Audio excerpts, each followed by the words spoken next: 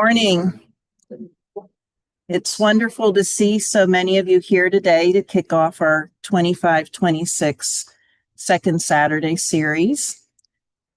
My name is Vicki Hefner, and I'm the Education Curator here at the Berks History Center. Today's the 13th. On September 15th, I will celebrate my 30th anniversary here at the Berks History Center.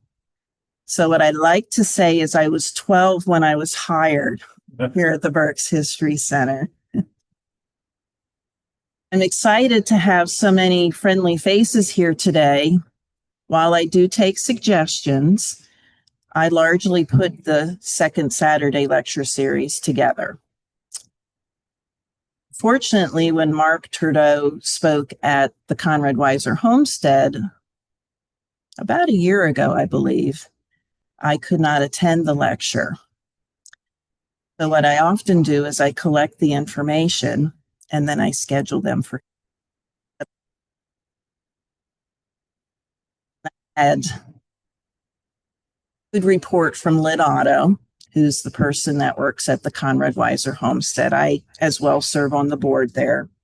I do want to make a few announcements. Could I have a raise of hand? How many of you are members here at the Berks History Center? Almost everybody. All right. Do you see those two gentlemen right there?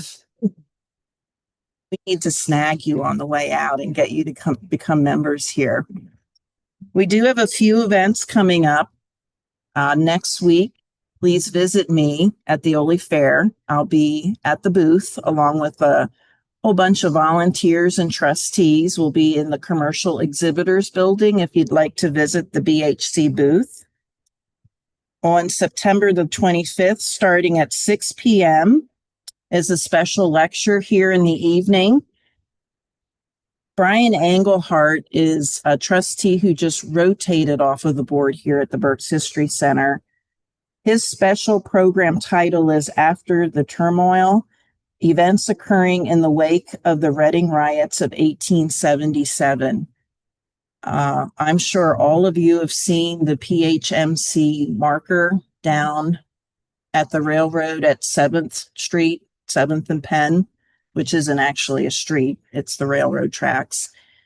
He will be speaking of the massacre that occurred there in 1877. He recently wrote an article for our review, and Brian does a very smart thing. He takes a review article in which he probably has 30 or 40 pictures that aren't able to go into the review, and he turns it into a program. And he has about 20 programs that he goes out and speaks to senior groups, church groups, and on behalf of the Berks History Center, he does about 25 programs a year for us. Our next Second Saturday program is Mike Harris. He was here last year and spoke on the Battle of Brandywine. He will be speaking on the Battle of Germantown right around the anniversary, which is really cool. He will also be running a bus trip with me on November the 15th. There's just a few seats left if you'd like to take that bus trip, just about 6 or 7. I'm very excited to announce that our trustee, Dr. Nancy Omaha Boy, we will be holding our very first Native American Film Fest on October 17th and 18th. It's a Friday evening and a Saturday afternoon, and it's free. It's by donation only. There'll be 2 films shown Friday evening, 5:30 and 6:30. Another film shown at 1 p.m. on Saturday afternoon. And then at 2 o'clock, Nancy will hold a question and answer discussion. And again, that is free. Mark Turdo has worked in history museums for over 35 years. You have me beat. I was 12 when I started.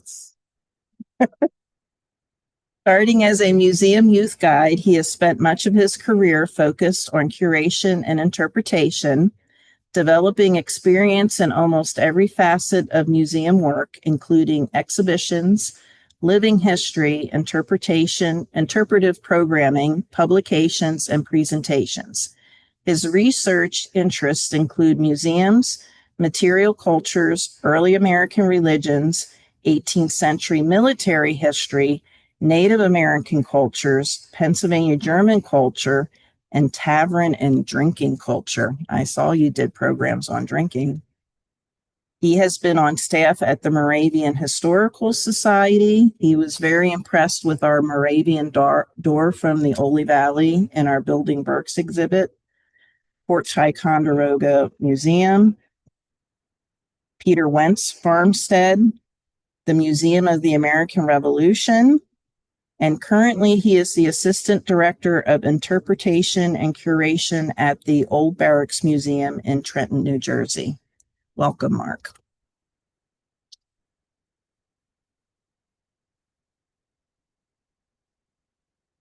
Thank you, Vicki. Thank you all for coming out this morning. I really appreciate that. I realized that Vicki took that introduction from something that I wrote, and now I want to go back and tone that down a little bit. First off, I want to ask a question. Sometimes I ask questions of my audience. You all didn't know that. It's not a test, but I'm just curious. Who has heard of the Gananhutten Mission Village before? What have we heard about it?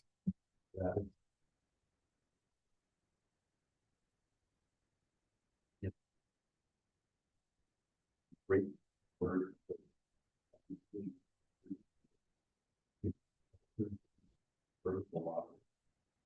So for the folks at home who can only hear us over the microphone, Moravian Mission Village, based with the Moravians, Moravian Church, who went around and did a good amount of mission work among Native cultures, learned Native languages.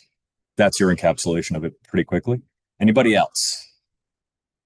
Do those who have heard agree with that?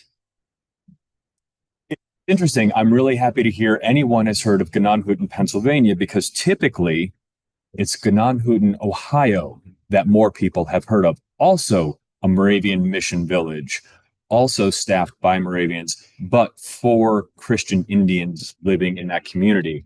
And that also has a similar, unfortunately, violent history. On March 8th, 1782, Pennsylvania militia came into Gananhutten in Ohio, pretending friendship, and ultimately they rounded up the Christian Indians that were there and killed 90 of them rather violently and left. This is one of those moments in Western settlement history, white Native relations, that was a stain. It's something that we're still uncovering the impact of this as people research more and more and bring new stories into this. This is not the Gananhutten we're going to talk about today. We are going to talk about the one here in Pennsylvania, which is lesser known. Even in Lehighton, Pennsylvania, which today Lehighton is basically the site of this Gananhutten village in Carbon County. My sister lives there, and every time I talk to her neighbors, they go, there were Indians lived here. So even the people in the town this is in aren't aware of this history. But this Gananhutten is located along the Mahoning River in present-day Carbon County. This is the fifth mission established by the Moravians for Christian Indians, but it's also the first of its kind, which we'll get to. Anybody know what Gananhutten means? In German, it means huts of grace. Is a good description of the village itself. It's first established in 1746, intentionally as a means of setting this community apart from both the European colonial settlements and other Native villages. And we'll talk about why that is in a second. From its founding, Gananhutten was always under pressure from both Native communities and colonial communities. It was also a focus of potential violence throughout its existence. And when the French and Indian War broke out, that violence actually came there. At one point in 1794, a Moravian historian said that Gananhutten always seemed to be, quote, in the most imminent danger of being destroyed. I can't imagine living in a community that had that hanging over it all the time, but as we'll see, that's what this community lived through and did so both intentionally and as well as they could. So how did this pacifist community of both European missionaries and Native Christians come under this threat? And that's the thing I want to talk about today. Today, we're going to look at who made up the Gananhutten community, the threats that were aimed at them and why, and the attack itself. We're not going to get too deep into that. And we're going to talk about how it shaped the French and Indian War here in Pennsylvania. I do want to say, as we're going along, we're sitting in a very formal auditorium. I am at a lectern, but if anyone has questions as I'm going, please raise your hand. Happy to take questions as we're going. That way we don't hold confusion till the end.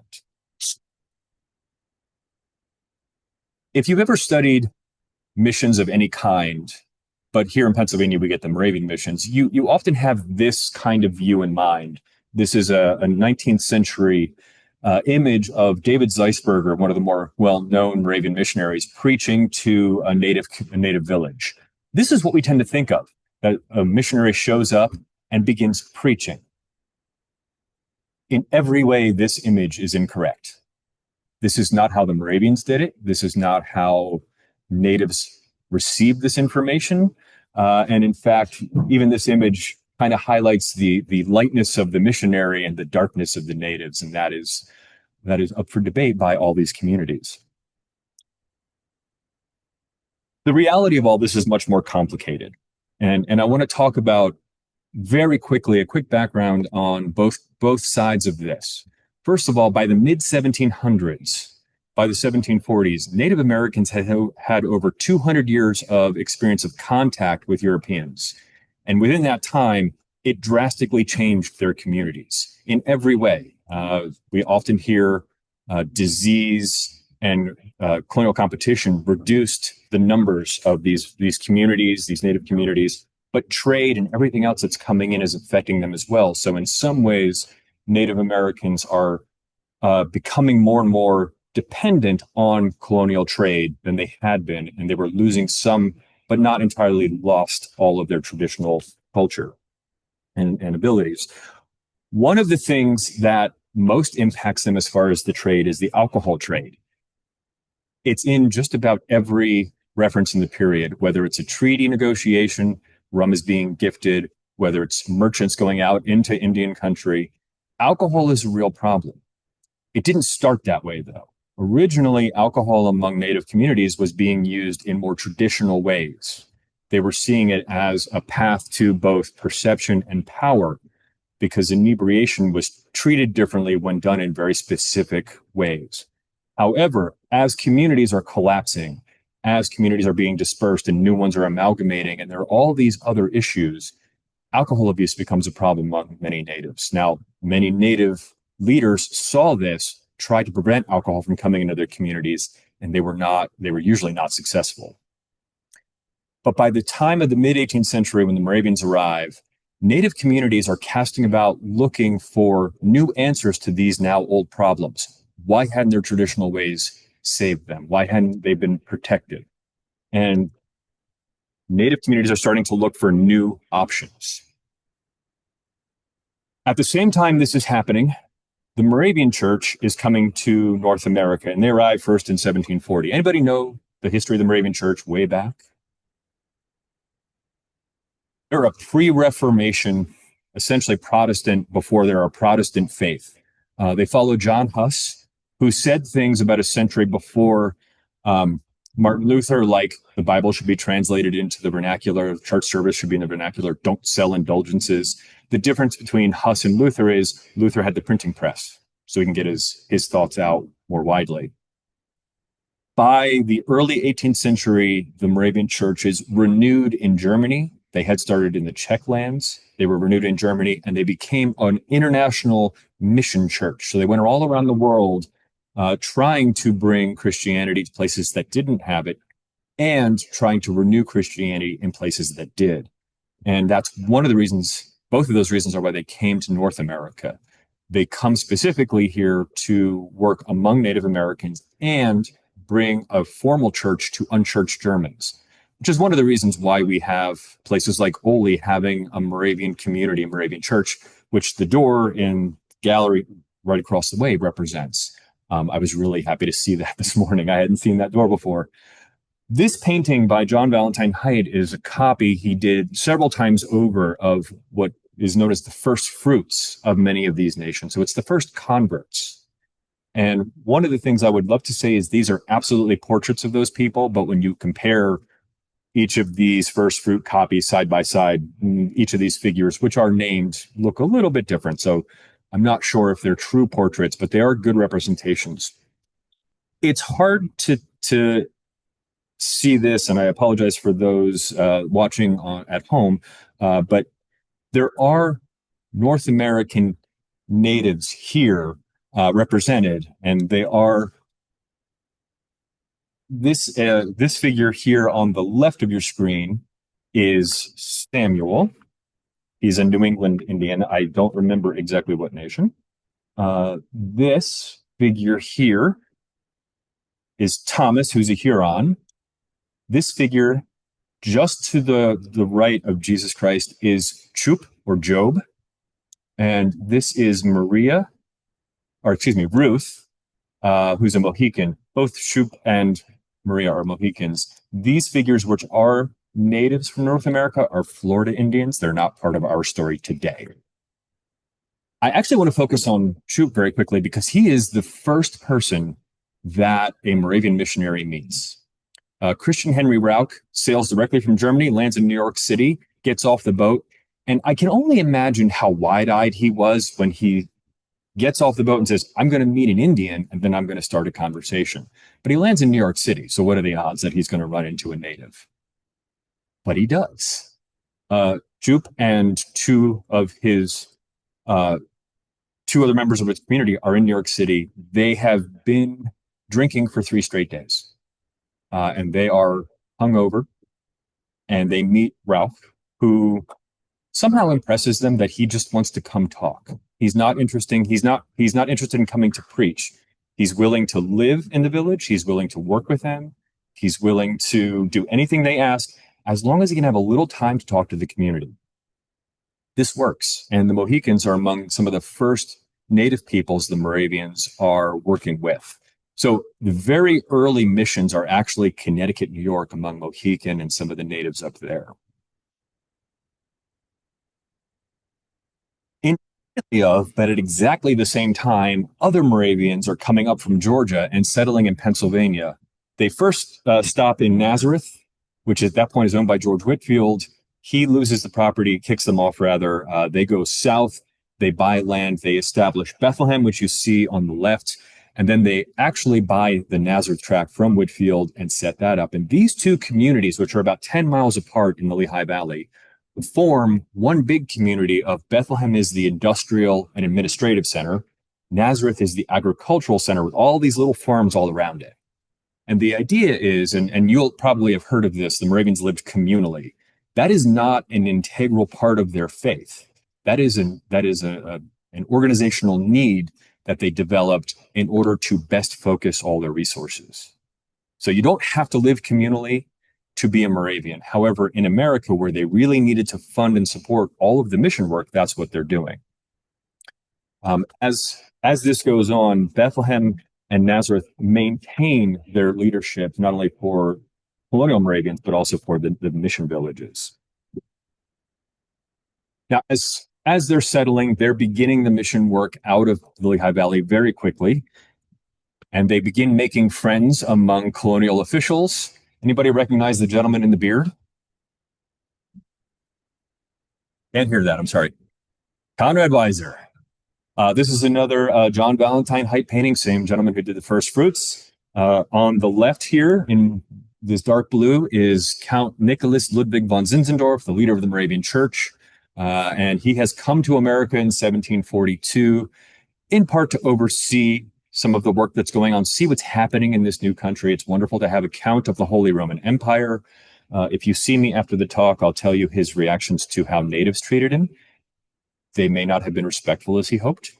But the Moravians befriended Weiser. Weiser began helping them integrate into both Pennsylvania life and began introducing them to different native communities. And this painting ostensibly shows Zinzendorf, Weiser talking to the 5 nations of the Iroquois, the Haudenosaunee. You can see that it's pretty clear that Haidt probably didn't see a Haudenosaunee in this moment, but because they look a little more Roman than anything else. But it encapsulates an interesting image. Because of the connection to Weiser, the Moravians are coming through Berks County on their way to places like Shamokin all the time. They are heavily present here, not only for their country congregations like the congregation Oli, but also on their way west out to native country in Ohio and points west from here. All this early work is done as what I call the village suburb. So these early missions are not set apart from any community. Moravians are showing up and saying in native communities, we would like a space to live and time to share our faith, not preaching, but sharing stories. Who is this Jesus? What does he mean to me? In return, as a missionary, I will work with you. I will help whoever needs help. I would also like to learn your language. And this works. This is not someone coming in and being a burden on a native community. It's not someone coming in and saying, I'm different. They're trying to integrate. And this works to the point, and you can see in this map that all the communities underlined in blue are village suburb missions that were established between 1740 and 1772. So this goes a little past the time period we're talking about. But you can see it's pretty effective. And it's across a number of different nations. So as I said, their earliest presence was in New York and Connecticut. But ultimately, by the middle 1740s, they're working with Mohican communities, Delaware, Shawnee, Wampanoag, and several others. All of this, by the way, sounds pleasant, but it winds up not being so because immediately with a European living among natives, there are all these suspicions. Why are they there? What do they want? And the neighbors to these native communities, because very often in Connecticut and New York, native communities are now side by side with colonial communities. Those colonial communities want one thing, land. So there starts to be pressure on the Moravians to have them help kind of convince the natives they're working with to maybe sell some land. When that doesn't work, other pressures start. So you start to see merchants showing up with more alcohol to try and cheat people out of the land. All of this is happening at once. And the Moravians and the Christian Indians start to say, maybe this is untenable. Maybe we have to make a change for our safety, for our faith. And this is where Gnanhuten comes in. In 1746, Gnanhuten is established as a Christian Indian only community. The only people living there are Christian Indians and missionaries and their families. I will say, I make a pretty clear point of saying Christian Indian because even by this point in the 1740s, not everybody in the community is a convert. Some of them are born into this, and this is the only life they're going to know. So not every Christian Indian is a convert necessarily. But Christian Indians are living here. This is about 35 miles north of Bethlehem and Nazareth. So it's within that orbit, but they're far enough away. They're in their own land. It's about 250 acres that make up all of Gnanhuten. Village is laid out in sort of an irregular, regular town. And you can see it here in both these images. The one on the left is a town plot. You see the central street with the church in the center of it. And then in this arc pattern, the houses fanning out on either side. And they are regularly built log structures. The craftsmen out of the Lehigh Valley Moravian craftsmen came up and built many of these while teaching the Christian Indians how to build log structures, which is something they then carry with them through the rest of their time in Pennsylvania out to Ohio. They built this arched community. You can see the church in the image on the right, which is a little fanciful, but based on reality. You can see the church in the center and then all the homes fanning out along that. The structures, as I said, are hewn log. They have a full height central chimney. There's gardens out back. I mean, it looks like a regular colonial settlement. There are some differences to that settlement, though. They tried to make Gnanhuten both self-sufficient and earn a little bit economically. So along with the homes in the church, there's a blacksmith shop, a bakehouse, a kitchen and wash house, stables and barns, spring houses, storehouses, and my favorite, the sawmill. These are all built here and they're being operated largely by the Christian Indians. So perhaps the most ethnically diverse community in what was then that part of the Pennsylvania. At any one time, you might have German, English, French, Mohican, Wampanoag, Delaware, Shawnee, Iroquois, or others living there. So there's a lot of different people coming together in this one community, and it's small enough that they know each other. Now, they outgrew this town. In 1746, they built it, and by 1754, they outgrow it. And across the river, they build a new town, also called Gnadenhutten. And the missionaries, their families, they stay in the crescent-shaped town. The new town becomes Christian Indian only, but they make a big change. And it's an important change that will remain with the missions for the rest of the 18th century. One side of this becomes Delaware and Munsee. Another side becomes Mohican. There is a recognition early on that while we are all Christian Indians, we don't stop being natives. We don't give up our individual cultures to join this new one. So you get essentially cultural/ethnic neighborhoods in the mission.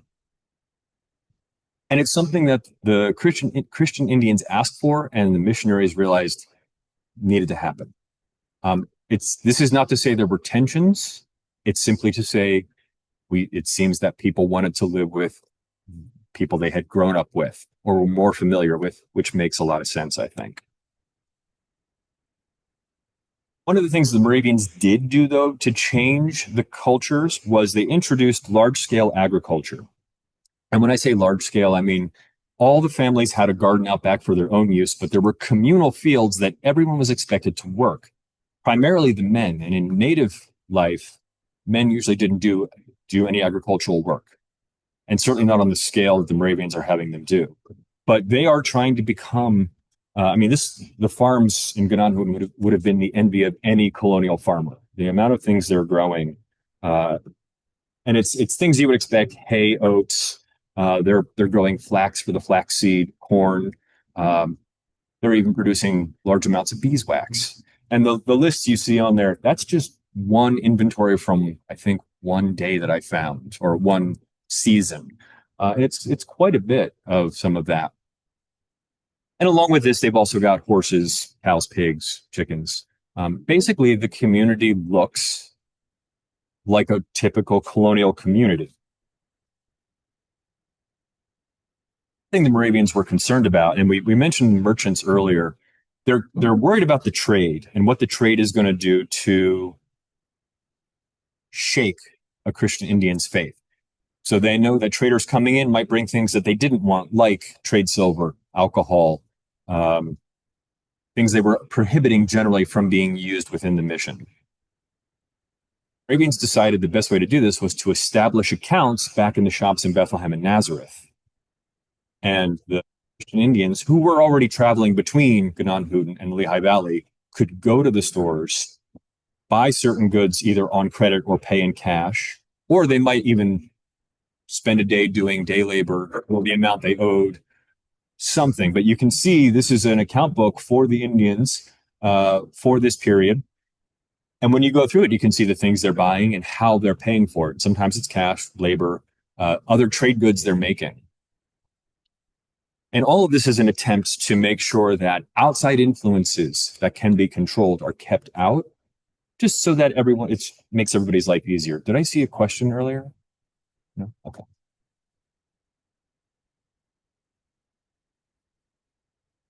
Now, I keep saying this looks like a typical colonial town.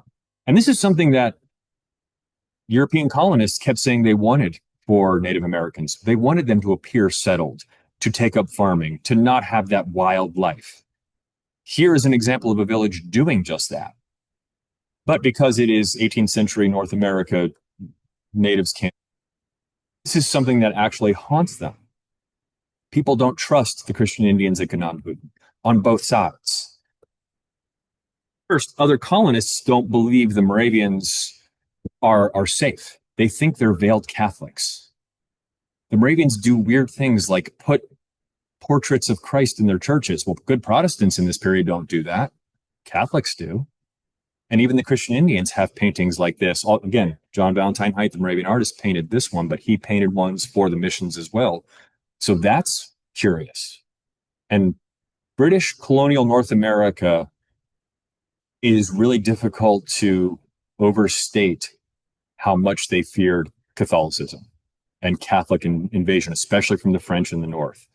So the Moravians appear to be these crypto Catholics working in British North America, and they're working with natives, and that's the other great fear is they're going to incite native warriors to attack colonial settlements.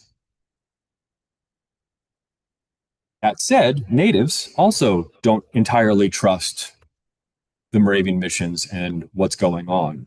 And it starts with baptism. Moravians, first of all, did not baptize entire communities. They were not interested in that. They would come into a village, as I said, begin their conversation of sharing their faith and what it means to them. And say, if I were the missionary and you were the community, maybe a few of you would be curious to know more, and we would start a conversation. And out of the few of you, maybe two of you really thought this was the answer for you. You would then begin a process of conversion that was not instantaneous. The Moravians did not want what they saw as unreal conversions. They want insincere, that's the word, insincere conversions. They wanted it to be people who they felt whose heart had been prepared by Jesus to receive Christianity. Because they're only taking certain people, the Moravians are splitting communities and families through baptism and conversion. They didn't realize this was happening. They didn't think about it at the time.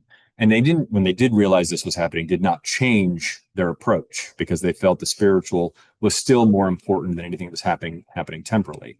However, native communities were seeing families split apart. They're seeing some of their leaders and warriors being converted and leaving the community. So they're already diminished communities losing people yet again.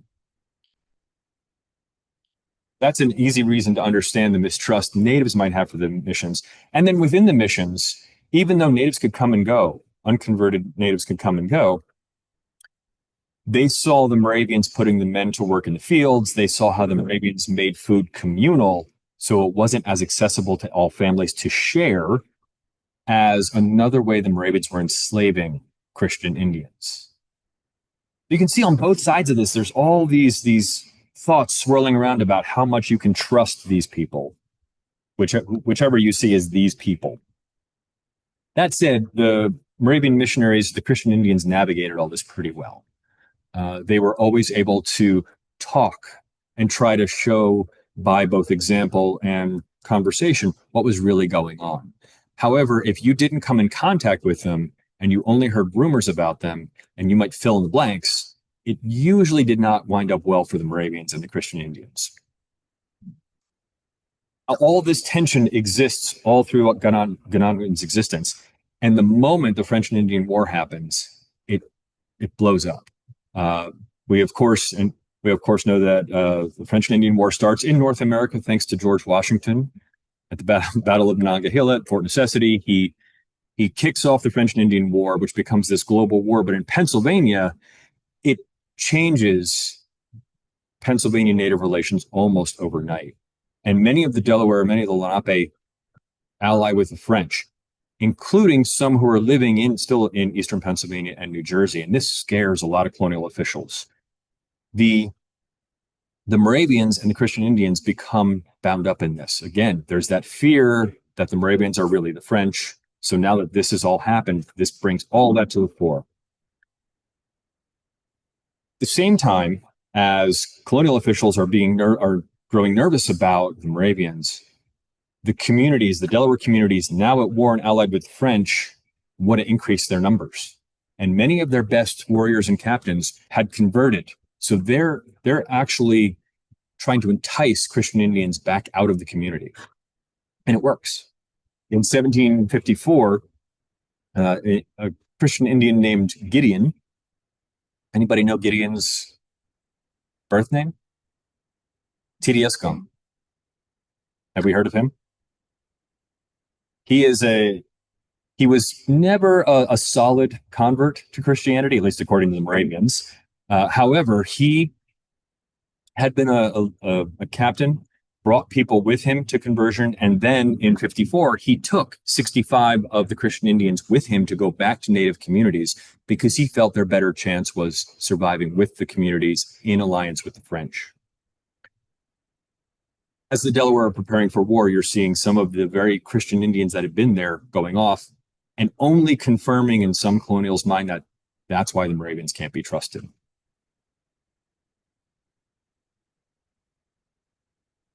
All of this comes to a head on November 24th, 1755.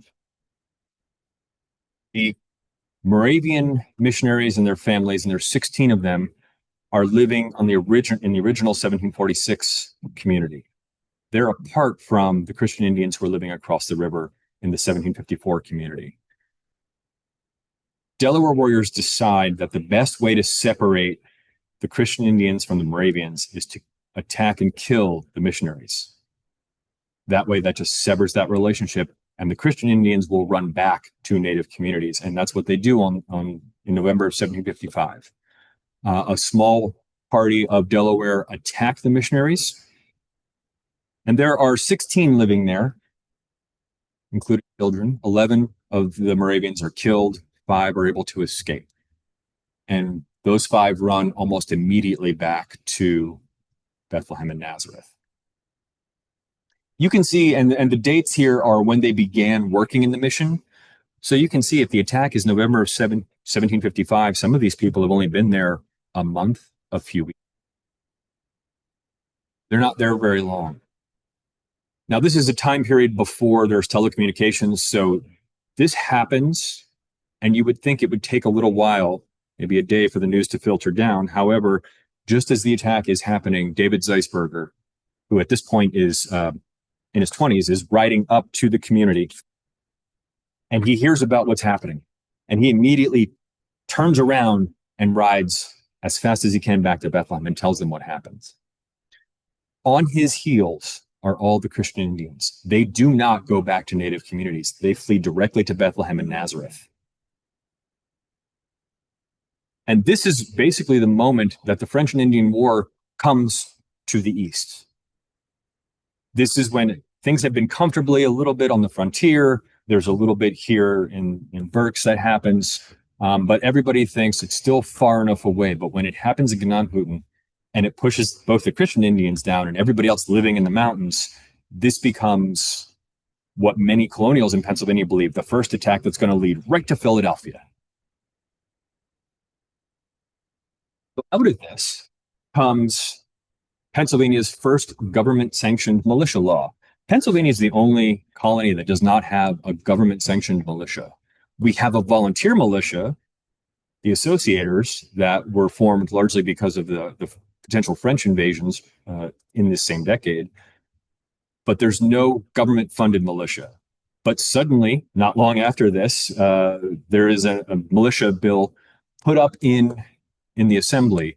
Governor Morris proposes a 50,000 pound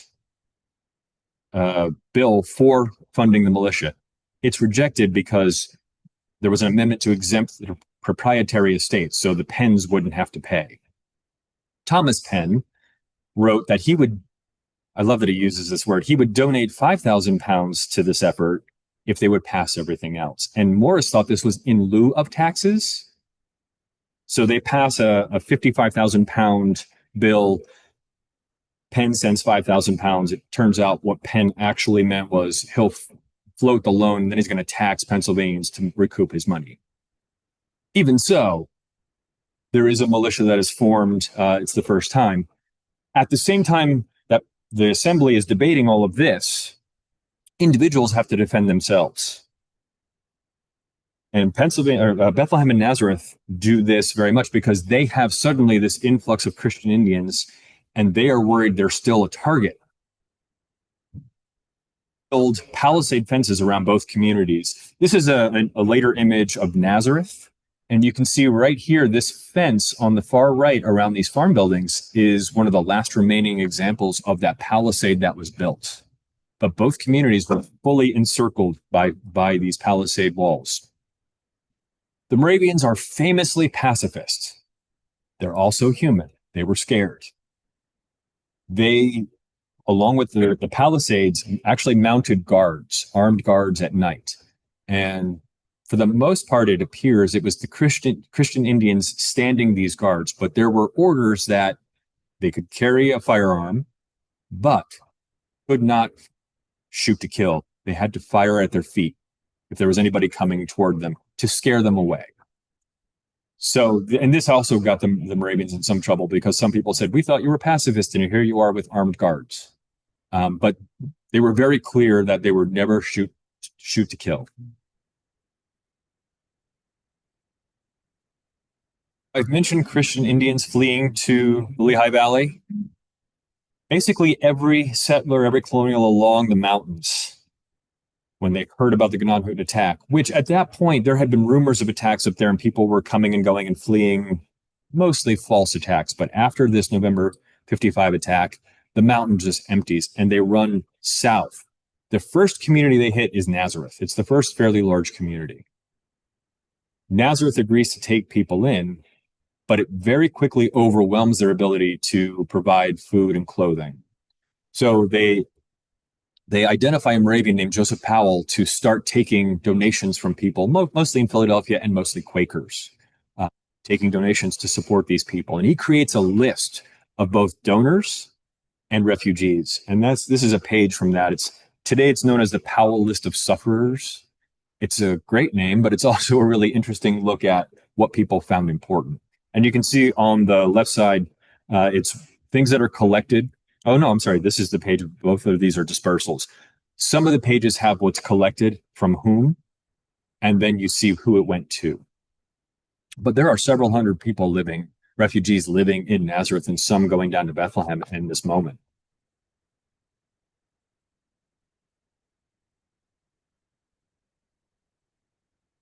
With the militia bill comes a need for defense, and Pennsylvania has a line of what are generously called forts, but are really kind of armed homes, mostly along the mountain range. After the attack in Gnadenhutten, though, that line of forts becomes more official, and you start to see forts being built. And there's actually one built on the land of Gnadenhutten, Fort Allen, which is built starting in 1756 by Ben Franklin, who we see here. It's a small fort. It's not very big. Not what you would consider a star fort, but it does have a couple of swivel guns, has a well, a few houses inside. This is pretty typical of what these forts are like. They're not big, they're not grand, but they're enough to have a post along the mountains in this chain of forts that they hope would be a defensive line against French incursion, native incursion. That line of forts goes through Berks County as well. You get Fort Lebanon, Fort Northkill, and Fort Henry being built. So the attack immediately impacts what's happening here as well.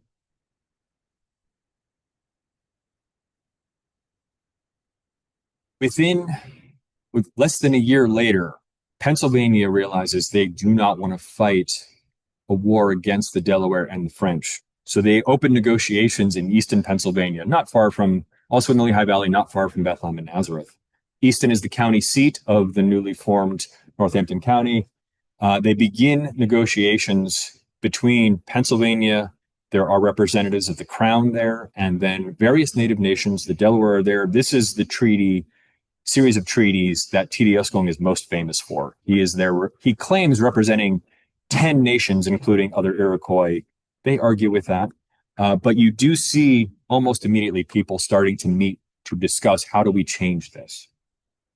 There are about 6 series of treaties in 1756, 57, 58. There's multiples in each year. Anybody recognize the medal on the left? It's a Quaker-made medal made specifically for the treaties at Easton. It's the first American-made peace medal, or American-made, designed and made.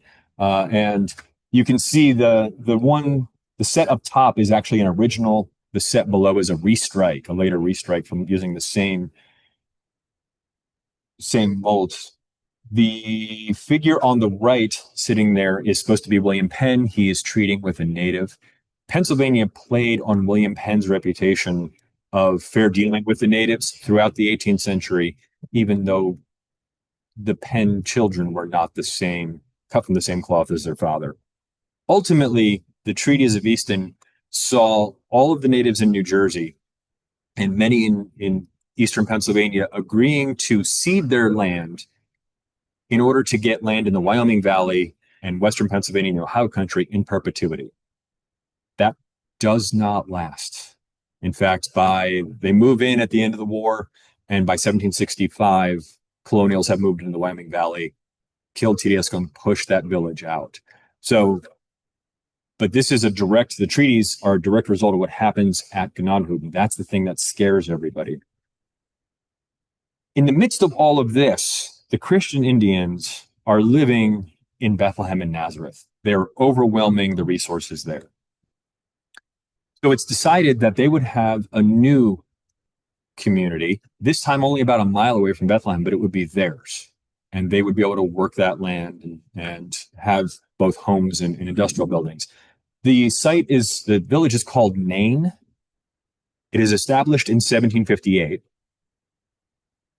It's, again, Christian only, with a few missionaries living there and their families. It only lasts a few years. By 1763, as the Paxton Uprising is happening, Nain becomes a target. Pennsylvania decides that they're going to put all of the Christian Indians under protective custody. That's a whole other story, and you should have me back for that one. But I just wanted to say that Nain, the Christian Indian village, survives. The community survives. The community has a new name, but they remain intact. In fact, they remain intact for the most part through the 18th century into the 19th century, moving around eastern Pennsylvania. They're in the center part of the state. Then they go to Ohio in the 70s. But many of the Christian Indians living in Ohio had first lived at Gnadhuden. So as you can see, Gnadhuden, which we started talking about, was intended to be a place of peace. It was intended to give these people a refuge from what they thought would be problems. Unfortunately, as all of these larger events are happening, it immediately impacts them and changes their lives. And they're forced to move a number of times. It does not change, though, as I said, the community. It does not change the Moravians' commitment to their mission work, even though they become military targets almost immediately. And Ohio, I believe, is actually named in honor of this Gnadhuden. And again, that's an entirely different story, but you can see that misperception of this community follows the Moravians as they go west. Thank you very much. I'm happy to take questions. That was a whole lot. I tried to make that as digestible as possible because, again, not a story many of us know.